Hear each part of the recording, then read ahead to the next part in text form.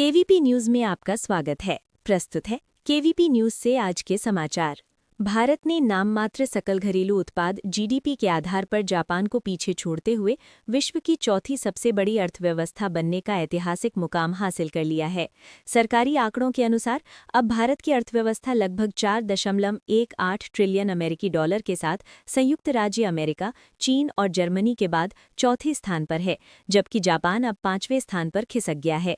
केंद्र सरकार ने कहा है कि ये उपलब्धि भारत की तेज आर्थिक वृद्धि, मजबूत घरेलू खपत और निरंतर सुधारों का परिणाम है, जिससे देश दुनिया की सबसे तेजी से बढ़ती प्रमुख अर्थव्यवस्था के रूप में उभरा है।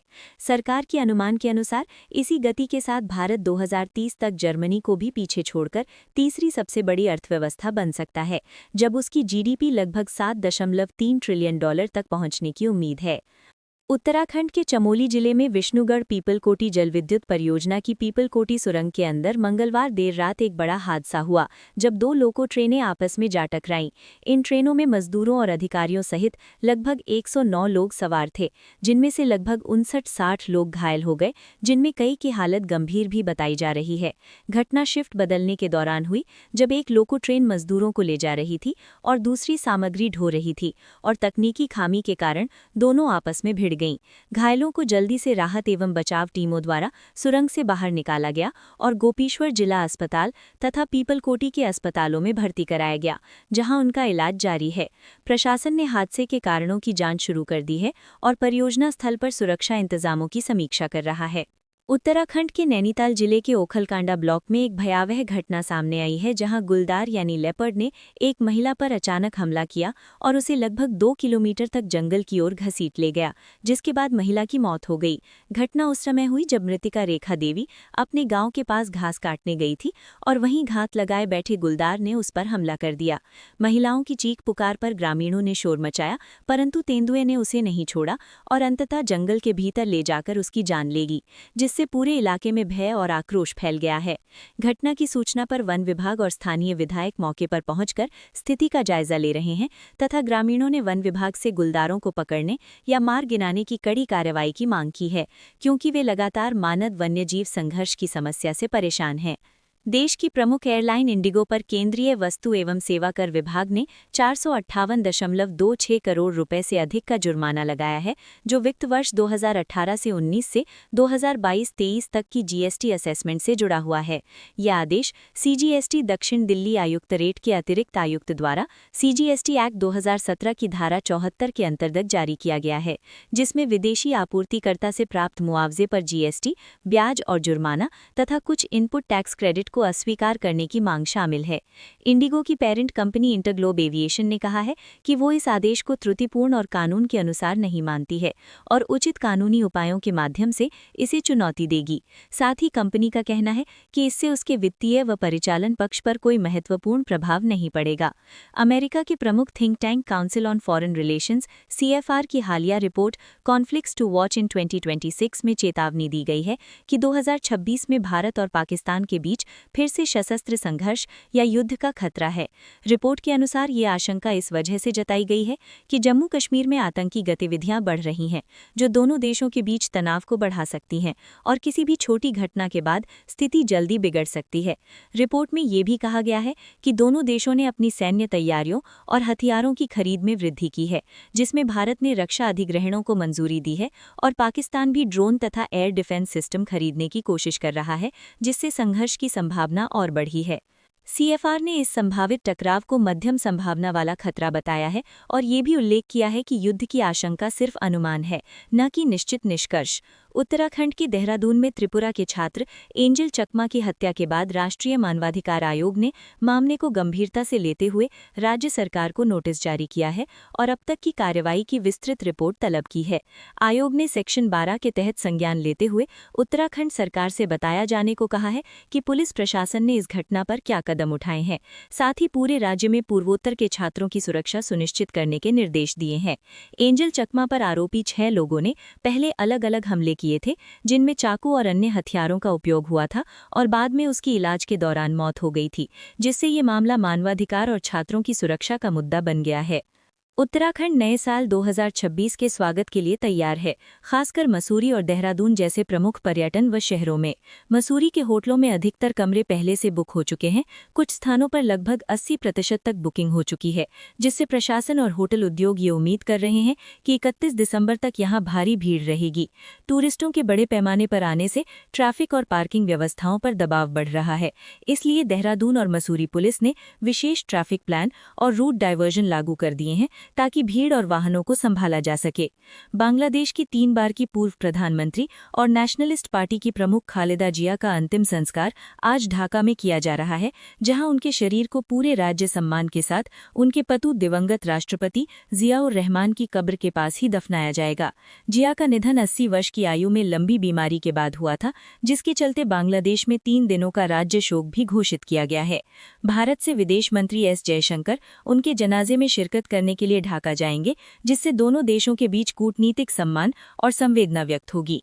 उनके अंतिम संस्कार में कई देशों के उच्च स्तरीय प्रतिनिधि भी मौजूद हैं, जो उनके राजनीतिक जीवन और योगदान को सम्मान देने के लिए आए हैं। कांग्रेस महासचिव प्रियंका गांधी वाड्रा और उद्योगपति रॉबर्ट वाड्रा के बेटे रेहान वाड्रा ने अपनी long time girlfriend Aviva Baig के साथ सगाई कर ली है, जिसे परिवार के बेहद करीबियों की मौजूदगी में निजी समारोह में अंजाम दिया गया।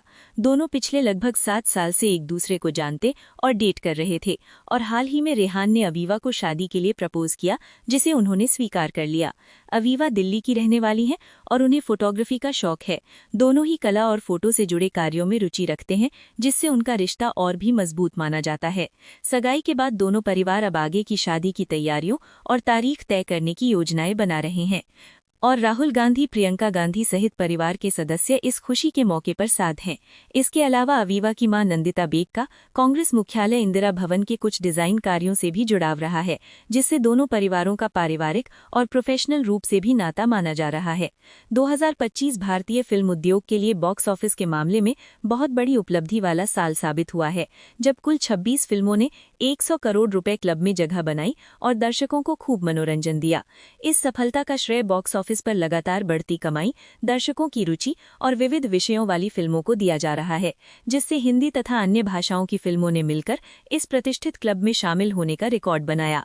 इसी वर्ष बॉलीवुड का ध्यान पेरेंटहुड जैसी भावनात्मक और पारिवारिक कहानियों की ओर भी रहा, जिन्होंने दर्शकों से अच्छा जुड़ाव पाया और व्यावसायिक सफलता भी हासिल की।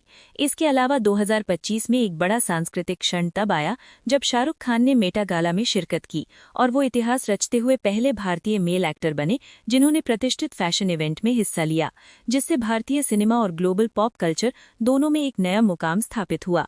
सलमान खान की आगामी फिल्म बैटल ऑफ गलवान के ट्रेलर टीजर के रिलीज होते ही चीन में तीखी नाराजगी सामने आई है। चीन की सरकारी पत्रिका ग्लोबल टाइम्स और कुछ विशेषज्ञों ने फिल्म के ट्रेलर को हकीकत से दूर और तथ्यों का एक पक्षीय चित्रण बताया है। साथ ही ये भी कहा कि ऐसे समय में इसकी रिलीज कई लोगों के अनुसार भारत चीन संबंधों के लिए उपयुक्त नहीं है, क्योंकि ये केवल भारतीय दृष्टिकोण को उजागर करती है और चीन विरोधी भावनाओं को भड़का सकती है। चीनी मीडिया ने यह भी कहा कि कोई भी फिल्म वास्तविक इतिहास या सीमा विवाद को नहीं बदल सकती, और उन्होंने फिल्म को ओवर द टॉप ड्रामा तथा तथ्यों से हटकर बताया है, जिससे सोशल मीडिया पर आलोचना और तीखी प्रतिक्रिया भी देखने को मिली है। भारतीय महिला क्रिकेट टीम ने श्रीलंका के खिलाफ 5 मैचों की T20 सीरीज में शानदार प्रदर्शन करते हुए 5-0 से क्लीन स्वीप कर ली है। अंतिम मैच में तिरुवनंतपुरम के ग्रीनफील्ड इंटरनेशनल स्टेडियम में भारत ने 175/7 का मजबूत स्कोर बनाया, जिसमें कप्तान हरमनप्रीत कौर ने 43 गेंदों में झकझोर देने वाली 68 रन की पारी खेली, और बाद में गेंदबाजों ने श्रीलंका को 160/7 पर रोकते हुए 15 रन से जीत दर्ज की।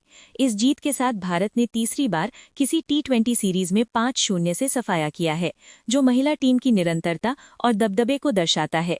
विश्व ब्लिट्ज शतरंज चैंपियनशिप 2025 के दौरान दुनिया के नंबर 1 और 5 बार के विश्व चैंपियन मैग्नस कार्लसन फिर से सुर्खियों में आ गए, लेकिन इस बार कारण उनकी हार से ज्यादा हार के बाद का कड़क रिएक्शन रहा। भारतीय ग्रैंडमास्टर अर्जुन एरिगैसी के खिलाफ 9वें राउंड में हार के बाद बेहद निराश कार्लसन ने गुस्से में टेबल पर जोर से हाथ पटका, जिससे उनकी रानी नीचे गिर गई, और ये क्षण सोशल मीडिया पर तेजी से वायरल हो गया।